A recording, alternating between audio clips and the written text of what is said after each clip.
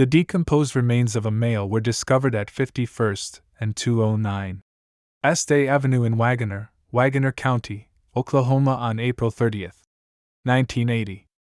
The victim's physical appearance and dental records suggest a white or possibly American Indian/Alaskan Native male, standing 5 feet 5 inches tall, weighing around 140 pounds, with medium-length brown hair, a scraggly beard, and a mustache.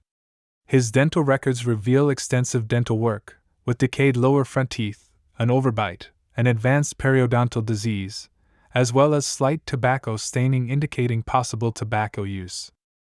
The identity of the victim in this case, despite a detailed description, remains unknown.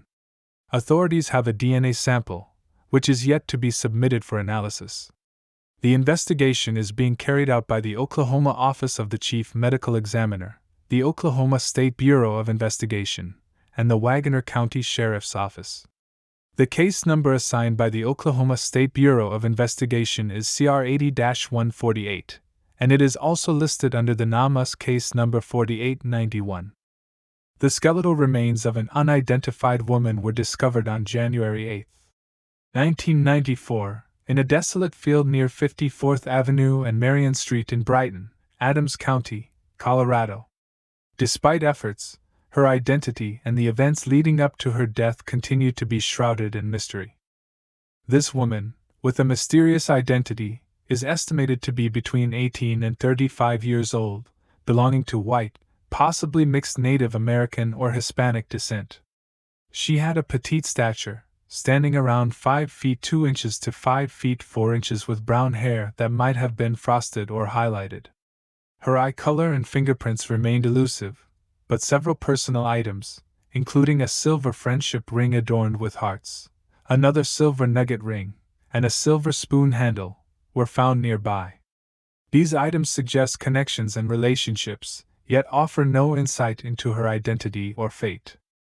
The cause of her death could not be determined, adding another layer of complexity to the case. With no dental records, DNA, or fingerprints available, authorities have struggled to uncover her story. The Adams County Sheriff's Office continues to investigate, hoping that one day, someone will recognize her description, remember her jewelry, or shed light on who she was and what might have led to her lonely, untimely end in that Colorado field. On January 29, 2020, partial skeletal remains of a young female were discovered near a jogging trail in Missouri City, Fort Bend County, Texas. The remains, which included several limbs and parts of the body but no torso or hands, are believed to be those of a Hispanic or Native American girl between the ages of 12 and 18. The exact cause of death remains undetermined, and the circumstances surrounding her death are shrouded in mystery. The victim's long, dark brown hair was one of the few distinguishing features found, but her eye color and other identifying traits remain unknown. She was wearing a black bra and blouse, and a single earring was recovered from the scene. Despite the limited evidence, the jewelry may hold significant clues to her identity. However, no dental records, fingerprints, or DNA have been linked to her, leaving authorities with few leads. The Missouri City Police Department, led by criminalist Manuel Trevino and Detective Andrew Robb, continues to investigate the case with assistance from the Fort Bend County Medical Examiner's Office. Bryce Florian Herda, a 6-year-old boy, went missing on April 9, 1995, after a family picnic at Chershire Beach, located on the Makah Indian Reservation along the Olympic Coast in Knee Bay, Clallam County, Washington. Bryce, an American Indian male, is described as 4 feet 0 inches tall and weighing 60 pounds. He has sandy hair, brown eyes, and several distinguishing features. He is left-handed, has a mole on his right temple, a 1.5-inch scar on the right side of his forehead, and a light birthmark on the back of his upper thigh.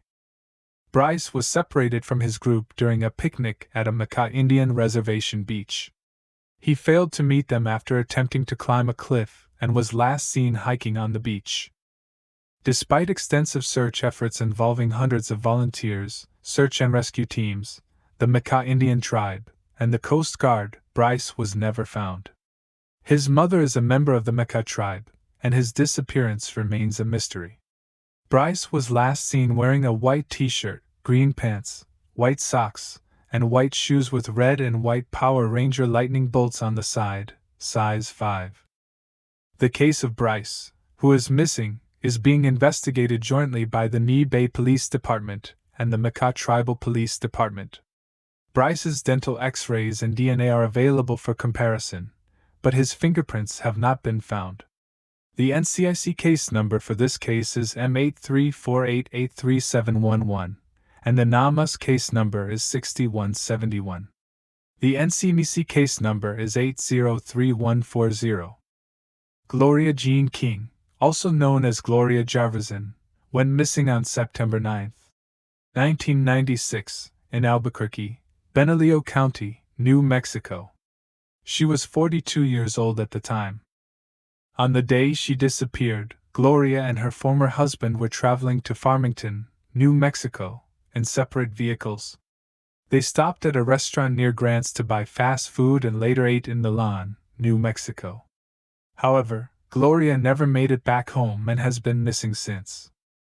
The absence of confirmed dental records, fingerprints, and DNA in the investigation complicates the search for the missing person.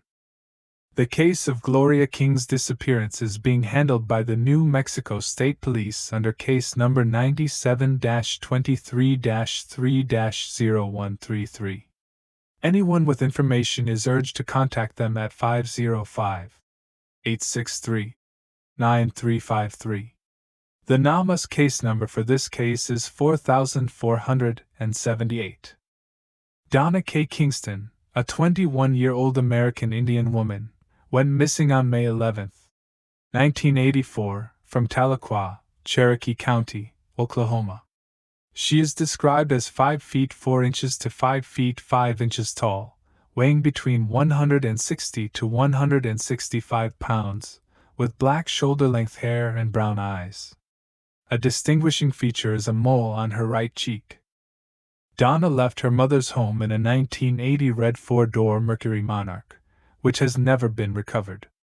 Before leaving, she informed a couple of family members and told her grandmother she would call once she reached her destination. However, the call never came. Donna had met a man from Tulsa who promised her that she could make money if she went there. She has not been seen or heard from since, and there is no further information about the clothing or personal items she may have had with her at the time.